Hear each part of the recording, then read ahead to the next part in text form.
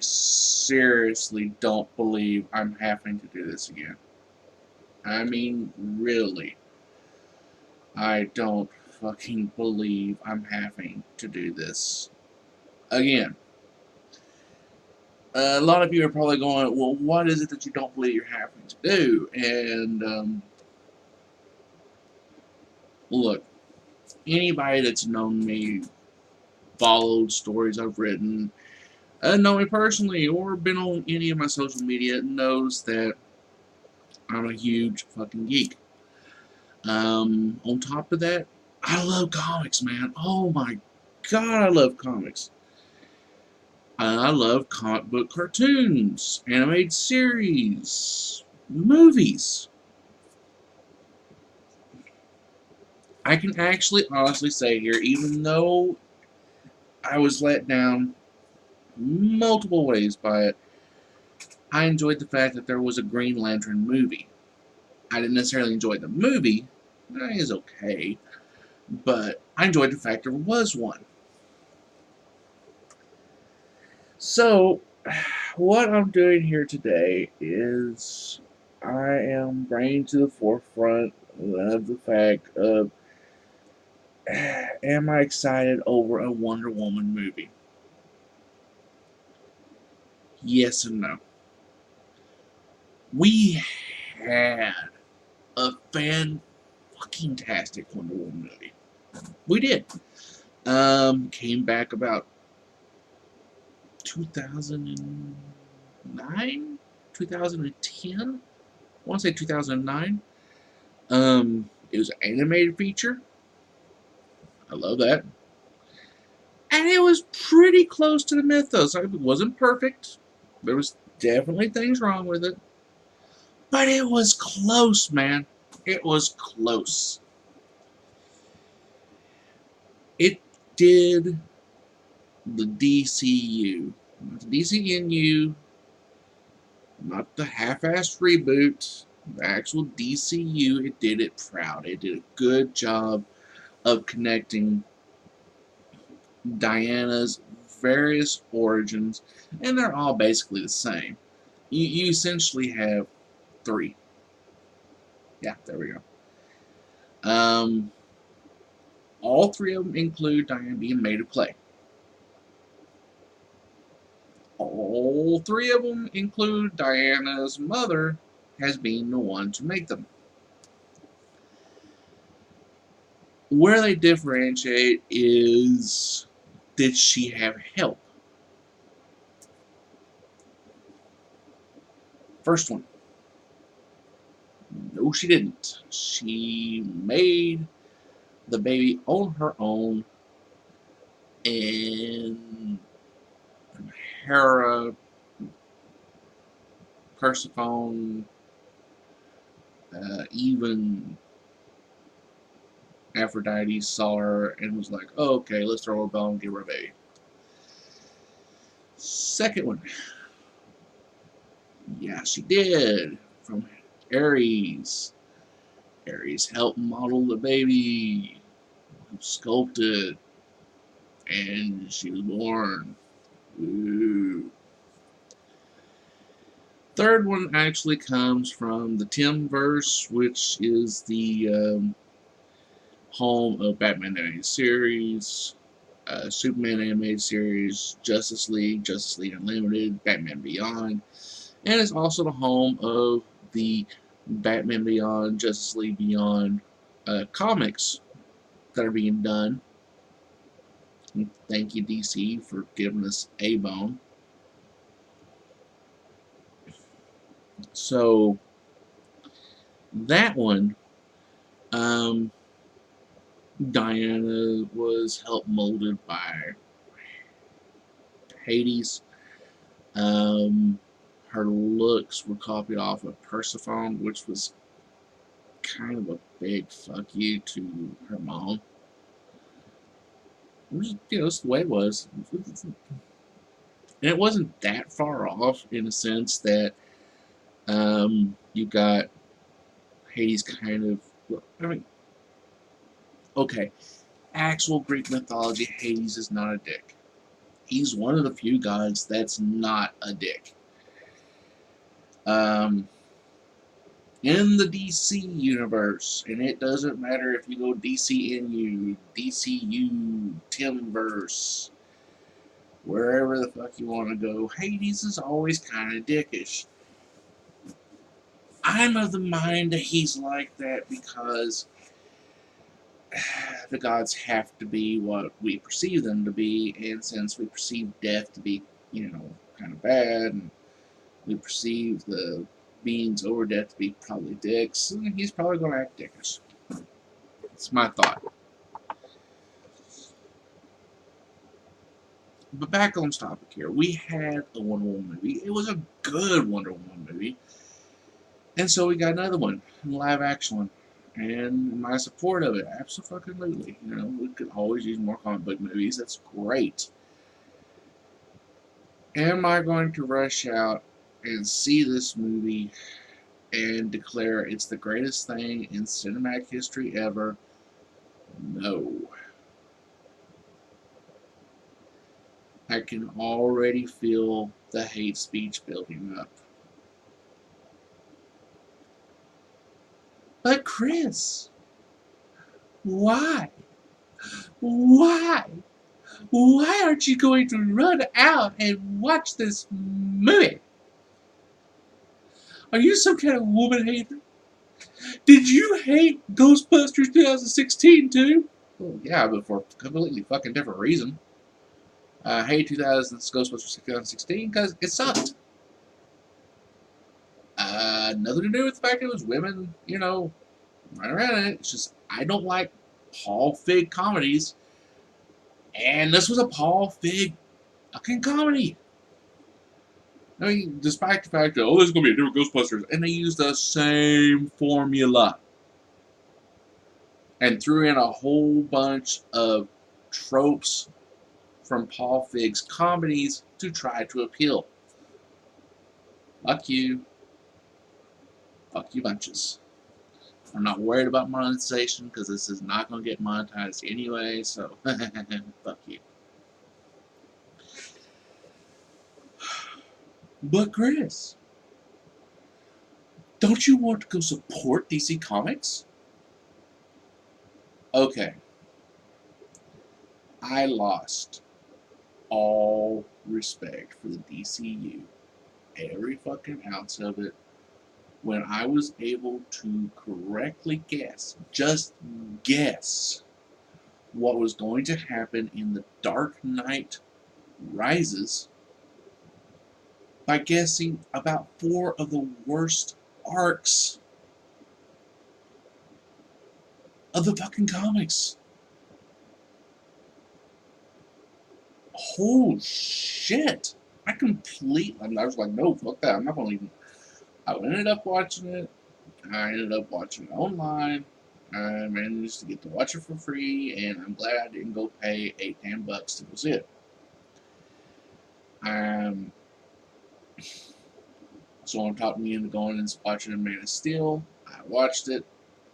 I promptly wished I could have gotten them their money back.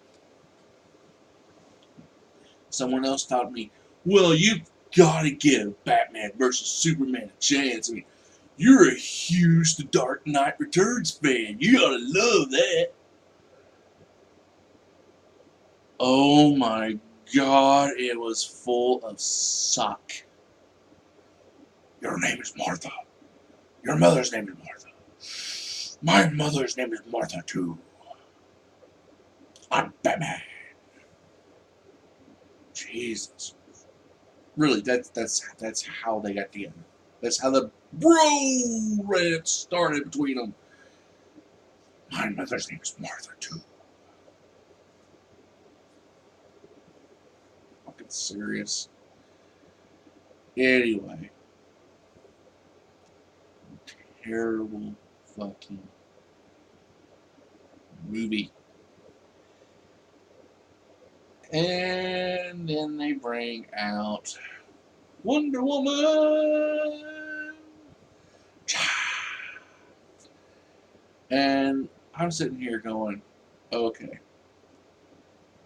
You have one of the main three, one of the big three. You're presenting her here. You're giving her her cinematic release, and your with how you've done, you want me to get excited and go see this shit? Do you even realize how fucked up you made the movies? You assholes! Why? It's like you're torturing me. So yeah, I mean that was kind of my first response. Am I gonna go watch Marvel's movies? Absolutely. Well, that's because you like Marvel better. Well, yeah, I'm not gonna lie, I like Marvel comics better. Um, Typically Marvel does something DC doesn't do. Marvel makes characters a little more fucking relatable. Oh, but DC has a lot of relatable characters. Okay, name some. There's Batman. Oh fucking Christ. All right. Besides the fact that Batman's just human, no one I know of has been orphaned, is a multi-billionaire, devoted all the time that they have to doing this hero thing full fucking time, has severe personality disorder to the point where it's difficult for them. Okay, no, that one's actually relatable. Yeah, no, I will give you that. That one's relatable. Batman's semi-relatable. He's relatable in the sense that we all want to be a moral person able to stand with gods and stand against them. That's really about as far as he's relatable. The Green Lantern. You like the Green Lantern? Green Lantern. Okay, which one? There's more than one. Who's a DC fan now, asshole? Hmm? The one in the movie. Hal Jordan. Okay, yeah, all right, fine. Yes, assholes are relatable in the sense that they're every fucking where. Hal Jordan is an asshole.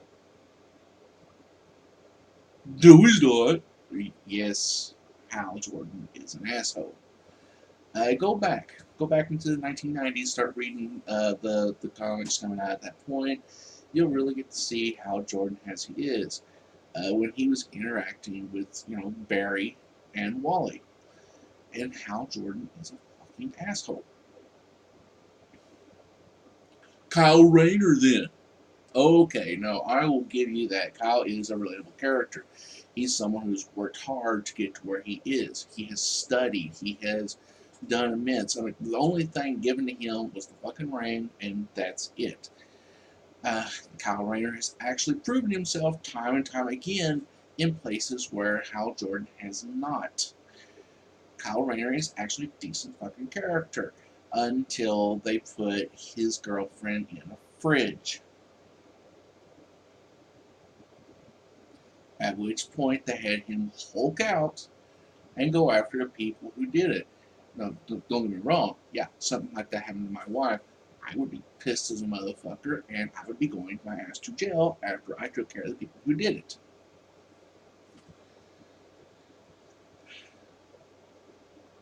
But it's hard to relate to that.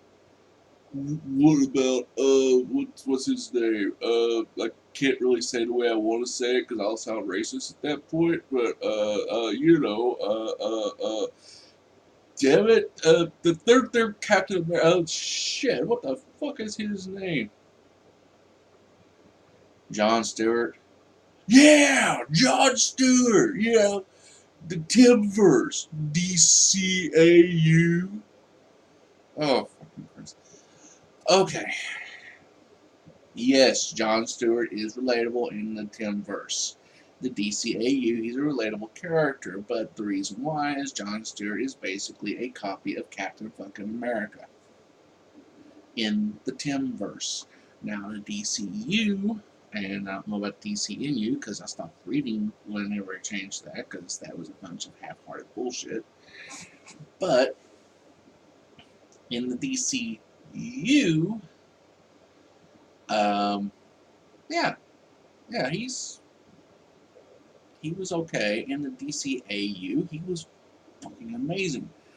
But again, he was basically Captain America with a power ring. It was pretty much the same damn thing. I will give him props though. He was banging Hot Girl, and you know what? Any dude that can bang with a hot redhead with wings and make her like the D enough to betray her entire people, you got props, bro. Okay, so yeah, I mean, there is a few relatable characters. Well, what about Marvel? What kind of Marvel characters are relatable? Alright, asshole, take out a pen. Here we go. You got Spider-Man. How is he relatable? Alright, well, let's start with the obvious. When Spider-Man first came out, he was a teenager.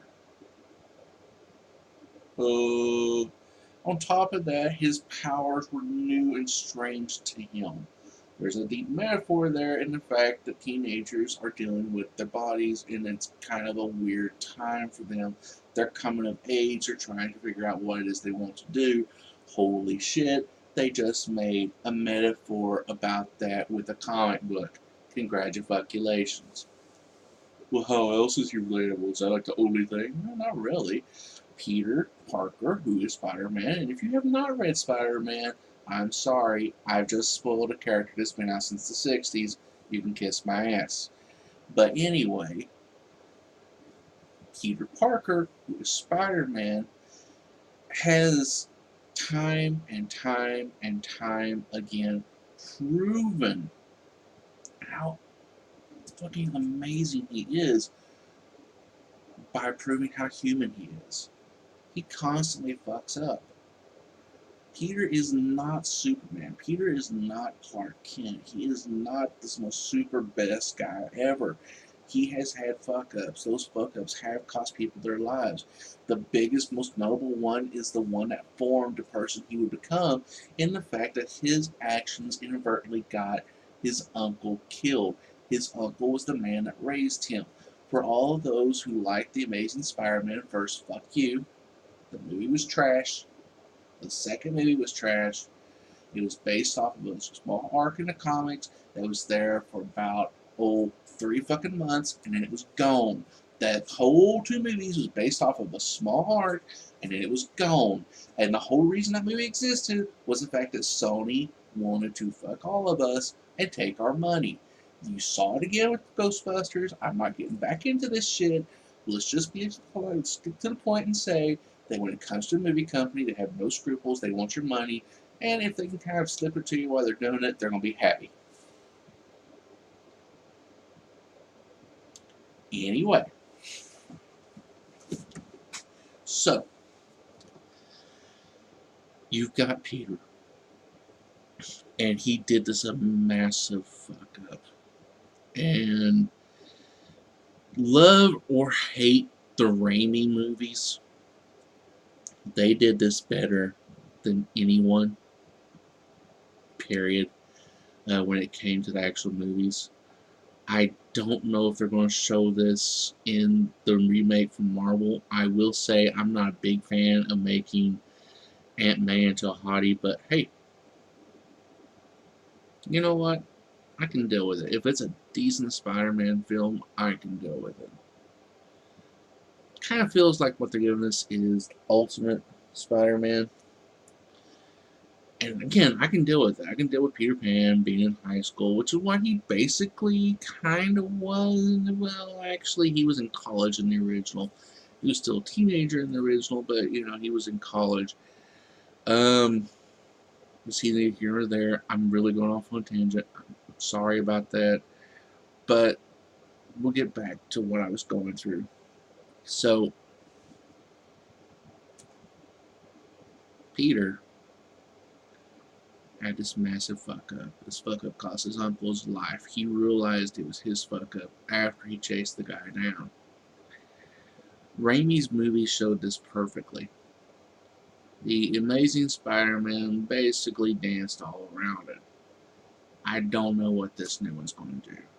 It's probably not even really touch on except for flashbacks, and that's fine. That's cool. I don't mind. The thing is, you got to remember that Uncle Ben was essentially dad to Peter. Um, Uncle Ben's entire outlook on life is what Peter based his outlook on, and you have the outlook of a man who truly believes that we are here to serve our fellow man and woman. Might as well keep this as PC. Nah, fuck that. Look, he believed that we are here to serve each other, that we are here to help each other, that our goal in life should be to leave the earth in a better place than it was and to make everyone a little bit happier. He was a good dude. He worked several years. He retired. His economy started getting to where it kind of sucked again, so he was really looking for work. He's a decent man. And he was gunned down for doing the right damn thing. And that plagues Peter Parker. That drives him. It's what drove him for a long fucking time in the comics. In truth, from some of the newer issues I've picked up, because I kind of wanted to go back and read a little bit more, it still partially drives him. There's some stuff going on that doesn't. I'm not a big fan of Brand New Day that happened. It's like one of the worst things that happened to me in the comics when they dissolved. Okay. According to the rules of spoilers, anything that is 2 years old or older is fair game. So, I don't even have to give a spoiler alert. I'm going to give you a short one. There's going to be some spoilers. Here's some random ones. Darth Vader is Luke Skywalker's dad. I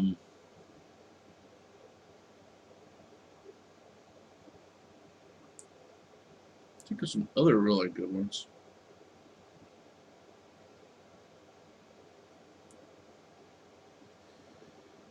Oh yeah, Widget, the Ewok, was also the Leprechaun and Willow, and played several different parts in Harry Potter. It's not really a spoiler. It's like, did you know? And big spoiler, huge spoiler. Um, and this is mainly for comic book fans. Peter Parker and Mary Jane Watson's marriage was dissolved, all with a single wish that completely got rid of their union. It also got rid of potentially a character that I absolutely love, and that is Mayday Parker, who is Mary Jane and Peter's daughter, who in her own right is a fucking hottie. She really is. Spider powers and all, but damn. Anyway, so we get back to this. We have Peter living this life, and things are driving him is mainly his fuck ups that he's done. And he's living with this sort of belief that in order to do better, in order to make up for the shit that I've done, I have to do better. I have to make it better. I have to work and slave and do everything I can to make sure the world is better than when I left it. Oh my god, that is an awesome fucking lesson. That's the kind of thing we need to teach kids. It's also kind of what they get away from most of the time in other comics. But it makes Peter incredibly relatable. The fact that we see that he messes up. he screws up, and he's willing to get up and work towards making them better. Peter Parker is incredibly relatable in the sense that he is very, very human. Well, he's only one. Okay, fine. Let's go for another one. Well, yeah, but you don't got another one. Well, fine. Let's go on the opposite spectrum. In fact, Doctor Doom. He's not relatable at all. Bullshit. With Doctor Doom, you have somebody who, again, essentially has lifted himself up to the status that he is. He's worked hard to get to where he is. Yes, he's incredibly intelligent. Yes, he's incredibly driven. He's also tremendously dedicated to his mother. Now, before anybody makes the obvious incest jokes I know that somebody's going to make, try to hear me out here. Victor Von Doom believes his mother to be a saint. We all do. We all believe our mother to be, more or less a saint.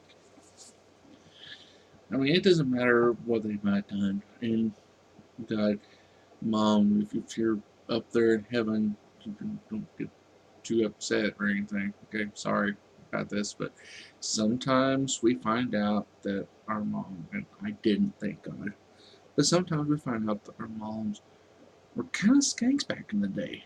And I've been a little slutty.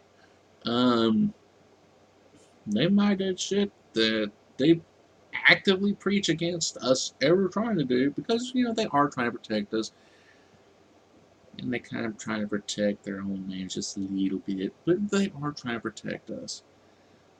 The thing is, despite everything his mom might have done, Victor sees her as a saint. That's kind of what we all do. Victor does everything he can to get approval from a woman that mostly just loved him because he was healed. Yeah, that's something most of us attempt to do most of the time. Everything Victor strives and works for, everything he does is in his true belief for the betterment of mankind. He honestly believes that the only way the world will survive is if he controls it, which is a little delusional. But then again, don't we all believe that the world will be better if we called the shots? Yeah, we do. We do. And that is definitely something that is very relatable. But Victor's immortal. Jeez, Cactus Obvious, thank you. Thank you for that. I didn't realize Victor was immortal. It's not like I followed the comments or anything. I had no fucking clue that Dr. Doom was immortal. Jackass. Yes, Dr. Doom's immortal. Yes, that kind of removes the whole him being like us thing. Kinda. It opens up a brand new set of questions and problems that we would have to stop and think that if we were suddenly thrust in immortality, would we also feel this way?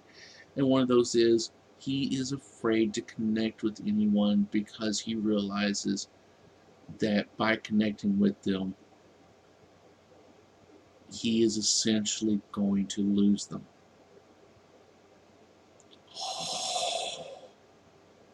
I think any of us would be like that in that kind of situation. You thrust us in immortality, we'd be a little scared to get close to someone because we're probably not going to get to be with them forever. Well, that's just two then. Oh, fuck. We're going to do something called lightning round, and we're going to hit on the X-Men because, one, it's just easier, and two, I know them in depth. And specifically, we're going to use the 1980s through about 1992 X-Men. Specifically, the X-Men from the animated series. I suggest you go watch it. It's fucking amazing. And here we go. Logan.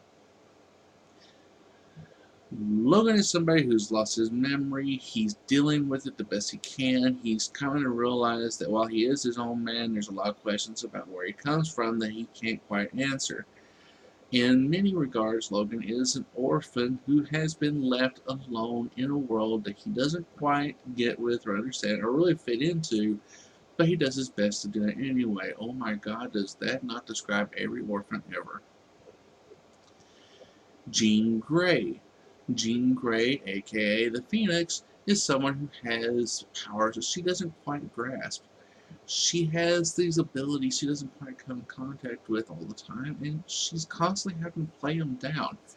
She knows that she's actually more powerful than a lot of her friends, but she doesn't want to seem overly powerful. She doesn't want to put them out or make them look like, they can't do anything.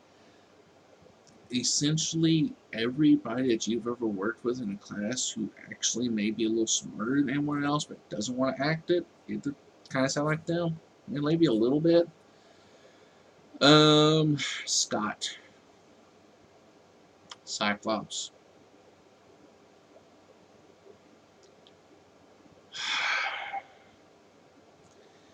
Douchebag who's dating one of the hottest girls in class. Also, kind of interested in another hot girl, and kind of interested in a third hot girl. Doesn't really act on it. Still acts douches. Constantly tells a friend, "Hey, don't you be looking at my chick." Acts a little possessive at times. Definitely a little manipulative, even though he doesn't claim to be. Very team captainish. Basically every douchebag who's ever lived. Yay! Jubilee. Girl who's coming into grips with her powers, who's trying to learn her place, who has identified with one member specifically who treats her like a younger sister, so she treats him like an older brother. Uh, Very loyal to her friends. Also prone to fuck ups. Isn't that about every teenager ever? Kind of. A little bit, yeah. Well, that's just Professor Xavier. Let's go straight for the big dog. What do you say? Somebody who has an intelligent mind, who is disabled, who doesn't let that really define him, who is able to perform and outperform around those beyond him despite his disabilities. And he's identifiable with a huge group of people. So, yeah, all in all, and I'm not saying that DC doesn't have relatable people, but all in all, Marvel has a lot more relatable characters. It's just kind of the way it is. Anyway, this has been my thoughts on it. As far as Wonder Woman goes, yeah, I'll probably watch it. I'm going to watch it when it starts streaming on Netflix or Amazon or Crackle or Hulu, something like that. I'm not going to go out and go watch it because I'm not in a big, huge hurry to. Sorry. Anyway, that was my little rant, and thank you guys for watching. Remember, if you enjoyed this rant, and I'm pretty sure you might have, or if you didn't, but you know what, you found parts of it funny, go ahead, hit that like button, hit subscribe, hit notifications, shoot it out to everybody, let them all know what you thought of it, and you know what, you guys are awesome. Remember, you're a wizard now. Time to misbehave. May the force be with you, and friendship is magic.